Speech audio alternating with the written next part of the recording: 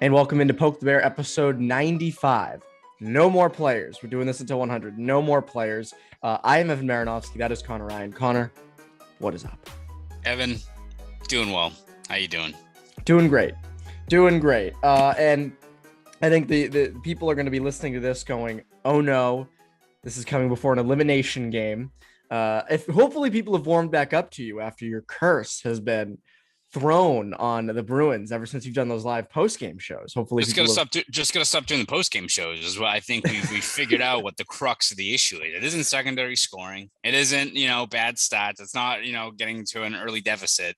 It's me on the post-game shows. Like now that we've I think addressed that, I'm no longer going to be on those. I'll be there in spirit. I'll be watching. Yes. I'm not participating in them. I think maybe we found out how the Bruins can get past Carolina in this first round here. Conor, you are not getting out of work that easily. This is not how this is. I've been run this by my HR department, aka me. But anyways, yes, hopefully people are warming back up after the curse. I think the podcasts are safe, right? We've decided this. I mean, I think the Bruins have done pretty well ever since we've been podcasting about them. So I think the podcasting is a-okay safe. But this is coming right before you're listening. This is coming out the day of Game 6. And the Bruins, for those who have been living under a rock, are down 3-2 in this series. Things are not looking very, very great. It's funny how in a playoff series, how things switch so quickly. Right after Game 4, it's like, oh my God, the Bruins are going to do this. After Game 5, oh my God, this might not happen. And the one reason people are thinking this is not going to happen is because a familiar flaw is coming back to bite this team. And that is the good old secondary scoring. Decided it wasn't going to show up in Game 5. It's been a little weird all series, especially in games 3 and 4, where it was sort of that. Aside from the shorthanded goal, the top line was really kind of carrying play there for a bit. Goes away in Game 5, which happens. Can't have them score, 4 points every game. Familiar flaw, back in the fold.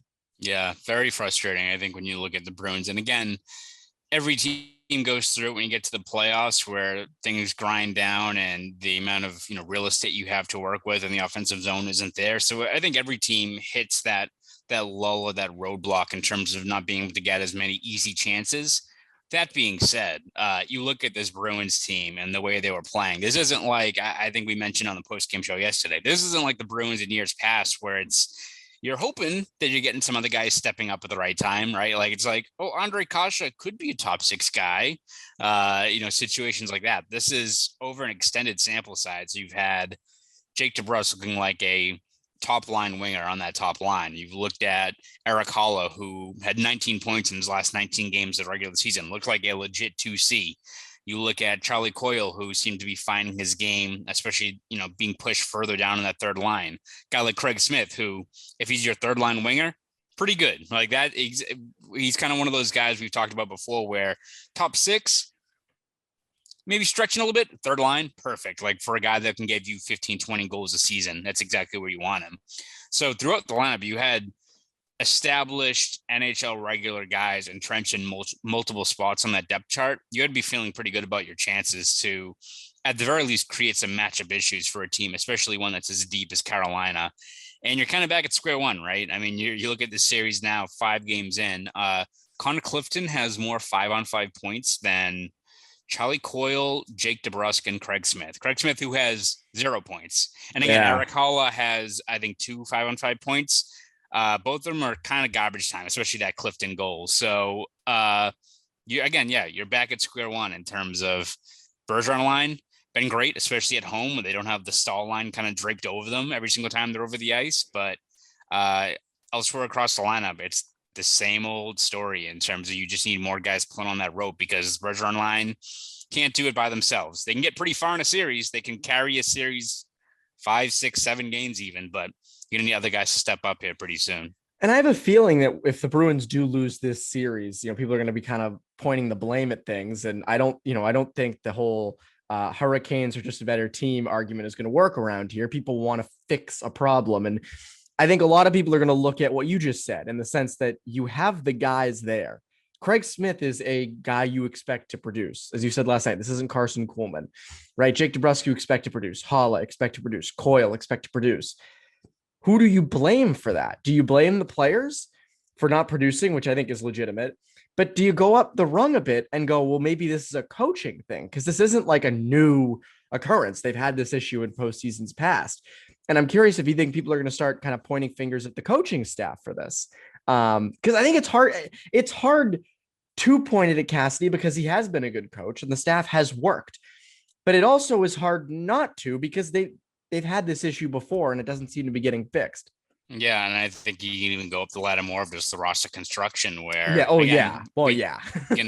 yeah, I mean, we can look at even just the fact that as much as Hollow looked fantastic in the regular season as a 2C, you still had that level of skepticism that I think, hell, that fueled our podcast for about probably like 3 months worth of content, right? Of looking at guys like Giroux and Hurdle and all those guys where, again, Hollow helps out regular season. Like, he's proven us wrong. We gladly admitted that he looked like a legit player out there. But when you get to the playoffs and teams start grinding you down, is he still going to be ready to produce? And so far, you haven't really seen that yet. Make the same argument with a guy like Taylor Hall, who fantastic in the regular season.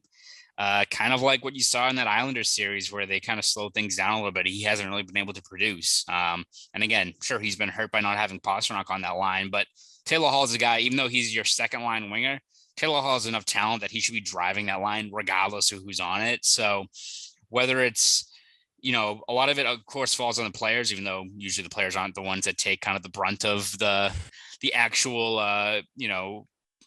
consequences after a playoff exit. But whether it's the coaches in terms of finding those right fits and committing to a spot where I'd imagine what you're going to see is probably the same old Bergeron line reunited in game 6. And if they get that far to a game 7, maybe then you have to just balance it out again. It's going to be a chess match regardless for Cassidy and his staff, but it's kind of a failing all up and down the ladder, right? In terms of where they are in this position. Again, give Carolina credit.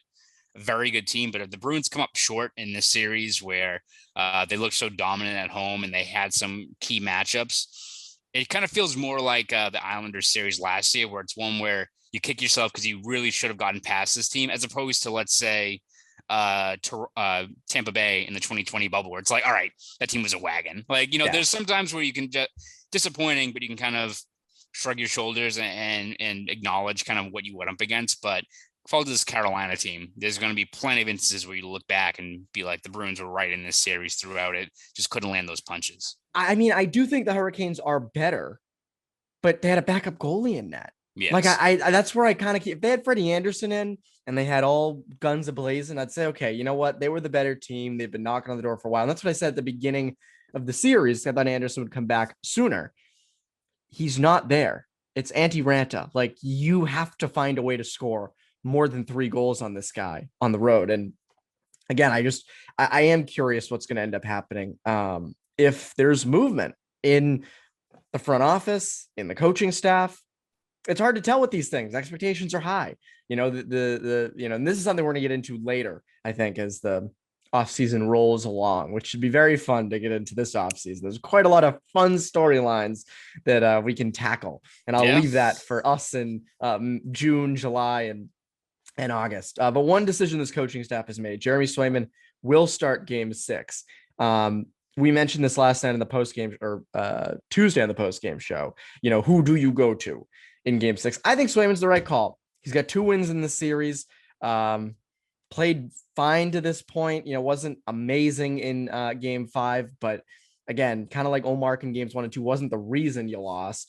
Do you think that it's the right move?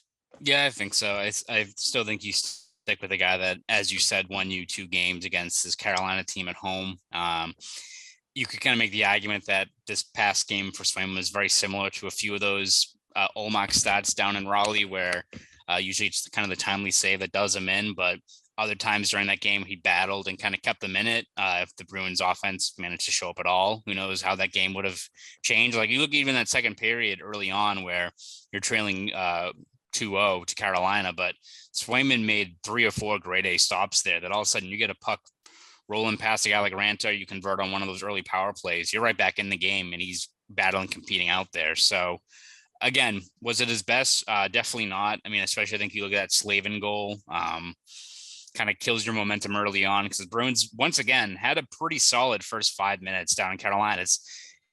It's if this gets to a game 7, you wonder what happens if they have another good start and they finally have some puck luck go their way. They score it's just first. a deflection. Yeah, what happens? Because I think we've said this multiple times when you look at this Carolina team, great front running team, but if they're starting to chase things and they're starting to press and they start making some mistakes, yeah, it kind of unravels for them. And you can make the same argument for the Bruins, who aren't really a team that's equipped to, come back from a 2-3 goal deficit, especially against a team like Carolina that knows to kind of shut things down when they're protecting a slim margin. So again, Swayman wasn't his best, but I think you look at just the overall line of work that he's put forth so far in this series, and the fact that, again, I don't think at this point the Bruins have kind of a central focus of just keeping their season alive. I think the last thing you want to do now is start adding more second guesses of, all right, is it going to impact Swayman's confidence if we go to Ullmark for a game, then have to go back to him? Like, at this point, it's just what the next task at hand is. And I think when you look at who's going to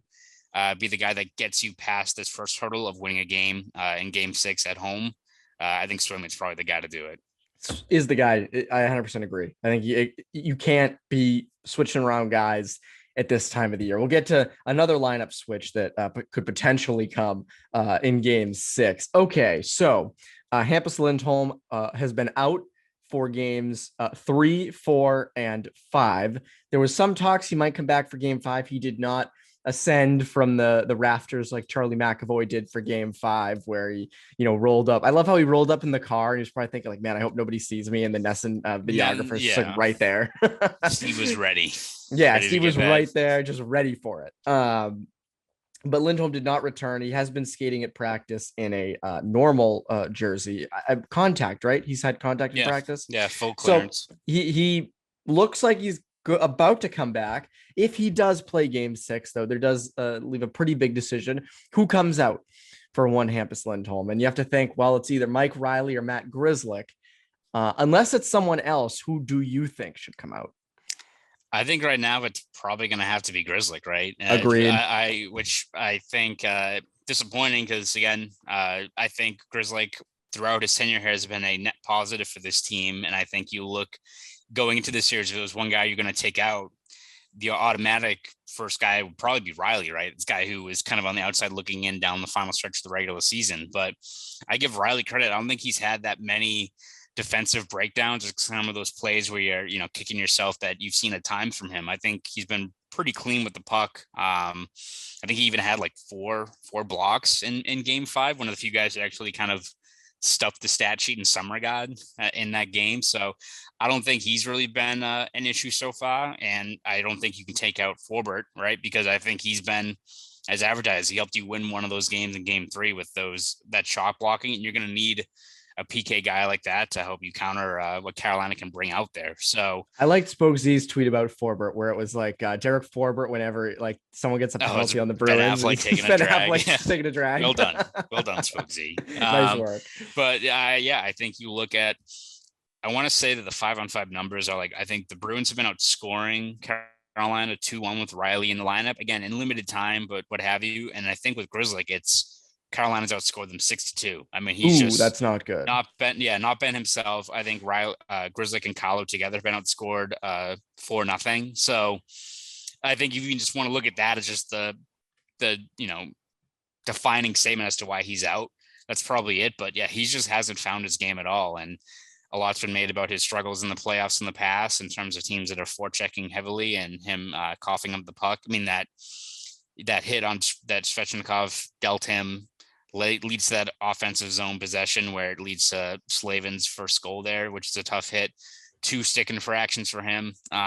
He's just struggling to find his game right now. And again, doesn't mean he's not cracking the lineup again, right? Like you get to another series and you reset things, and who knows, he makes another return back to the lineup, and maybe against a team that doesn't forecheck as heavily, you get him back rolling. But for right now in this series, when you look at how guys like Forbort and Riley are playing, and just what Grzelcyk's giving you, I think the choice is pretty easy at this point, right? Like, I think it's down to Grzelcyk and Riley, and maybe just Grzelcyk has more rope. But in terms of the results on the ice, Grzelcyk just hasn't had it this whole series against Carolina. Yeah, I wouldn't be surprised if there was an injury popping up with Grzelcyk, that he's maybe playing through something. Because again, he just does not look himself. The zone exits are not what they are during the regular season. Again, teams are forechecking harder, but that shouldn't make that big of a difference.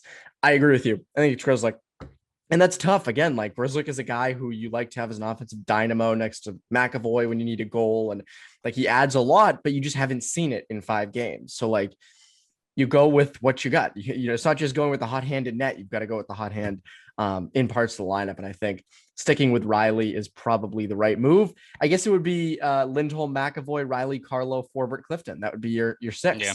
Which again, like it's so funny because this series up on offense, it's been the secondary scoring that hasn't really worked when you need it. But on the back end, we were all so worried about, you know, Forbert and Clifton and even Riley. And those guys have been fine. It's your guys higher in the lineup on D, aside from McAvoy, that have caused some concern. So it leads me to this. Are you worried about game 6 or are you just kind of dreading game 7? I think it's probably more dreading game 7. I like, again, we'll record this and then like the Bruins will lose game 6 at home and we're just going to get buried on the comments, which like I accept. Bring them on if that happens. Like who gives a shit at this point? Bring it on. If the season's over, it's over, whatever. But yeah, I think the bigger issue is, I mean, you've seen how the Bruins have been able to control play, get the matchups they want on home ice. Bergeron's going to get his chances, especially away from the stall line. Power play has been good at home. You have to imagine there's a little bit of home cooking that helps there with being on home ice as well. Again, not making a guarantee, not doing a Messier saying they're going to win a game 6 or anything like that. But like, I think you're still in the spot where the bigger issue is just that looming challenge of going back to Carolina, because it's not just the fact that they've lost and the scores have been lopsided. You can make the argument that, you know, it's not really a 5-1, 5-2 the way it's been playing, but it's following the same script every single time. Good start, early goal, unravels from there, and just Carolina with them shutting down the Bergeron line, you're getting absolutely nothing from the rest of your lineup. And again, anything might happen in a game 7, but you need to have some semblance of momentum, some semblance of hope other than the Bergeron line going sicko mode or Swayman standing on his head and giving you 40 saves, right? In order to get past Carolina PNC Arena. So I think that's the bigger challenge is, even if they win like game 6, and again, everyone will be happy. You extend that season a little bit longer. Bergeron doesn't potentially play his last game. But you still then look ahead and be like, shit. All right. Like something's going to change, because we've seen how this played out 3 times so far in the series down in Raleigh. They've shown no reason to pick against them at home, but they've shown every reason to pick against them on the road. It comes down to that. Like game 6 is at home, game 7 is on the road. Like, I don't know why it's such a big deal to like look ahead and say, oh, game 6 should be in the bag. Game 7 is very much not. And I think that's the case in this situation. Because again, they don't look good at all in Carolina. They look much better at home, and you don't have home. You don't have that for game 7. That's a tough thing. And again, as you said, like to win a game 7, I think you're going to need Swayman's best performance like ever, or Ullmark, whoever starts game 7. If they somehow win game 6, like 6-5, they go like, oh, we're going to go back to Ullmark, and Ullmark has to make like every save. That's really what it comes down to. Or you got to score the first goal. Like if you can find a way, and this is playing out like the 2011 Cup final, if you can find a way to get a weird first goal in the first, 10 minutes, then you're cooking. But if you're giving up that early goal, like they have the past 3 games in Carolina, probably going to chalk that up as a loss. Which we kind of just answered my last question, which is if the Bruins come back and win the series, it's because of what?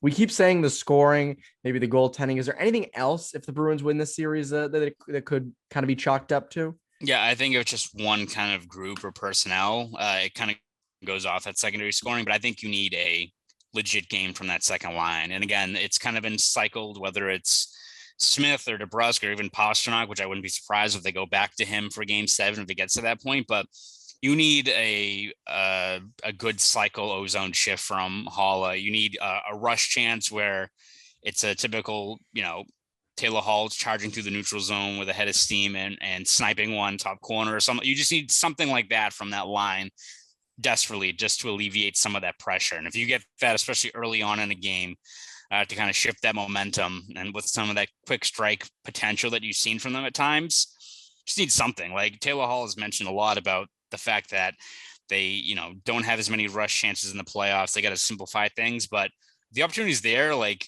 it's kind of like that. What was it, game one, where he kind of fired that puck off the post of the crossbar, where he kind of made that play himself. You need one of those takeover shifts, if not many, from Hall and that second line in this game, in these last two games. So that's one group that I think you need to have. Maybe not take over is too strong of a word. You just need them to start pulling on the rope a lot more, because again, can't be the Bergeron line by himself. Maybe in game 6 it can be. Maybe you'll have another game where they combine for 7 points and they have 2 power play goals, but you can't expect to do that down in Carolina. No, you can't. I completely agree with you on all fronts with the secondary scoring. I'll pick something different. I kind of just mentioned this, but you need the goaltending to steal you a game. They have not stolen a game yet in this series, which again, fine, but you're down 3-2. You need, if it's Swayman in there, you need Swayman to just steal you a game, or to at least hold down the fort strong enough to not give up the first goal, which is tough because, again, you have these giveaways in front of him. You have missed coverages. I mean, even on that first goal, you mentioned the Grizzly failed to clear, but also like Slavin just had a route to the net. They completely bungled the coverage at the top of the zone. So like, I think, again, you just need him to steal you a game. Kind of like Tuukka Rask in that first period in game 3, or it was game 3. It was game 3, yeah. In game 3. 20 shots on goal. 20 shots on goal in 2019. You need that kind of performance. And that's what's going to take to win. And again, guess what, Connor? Neither of those things are easy to do. Those things are going to take some real grit. It's about drive and power, as Dwayne "The Rock" Johnson says. I was going to say, you were to break into the Rock rap, but that's what it's going to take. It's a Rock-like performance, so to speak. Connor, the rest of this series throughout the playoffs, the offseason, what can people look forward to from you over at Boston Sports Journal?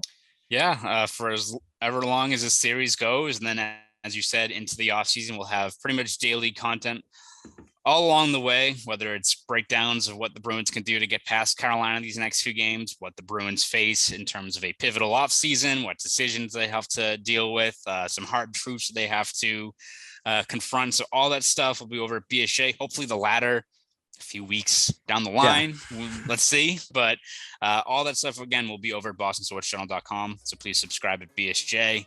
And if you want to follow me on Twitter, you can do that at ConorRyan_93. Go do all that. That's Conor Ryan. I'm Evan Marinofsky. Poke Bear listeners, have a great rest of your day.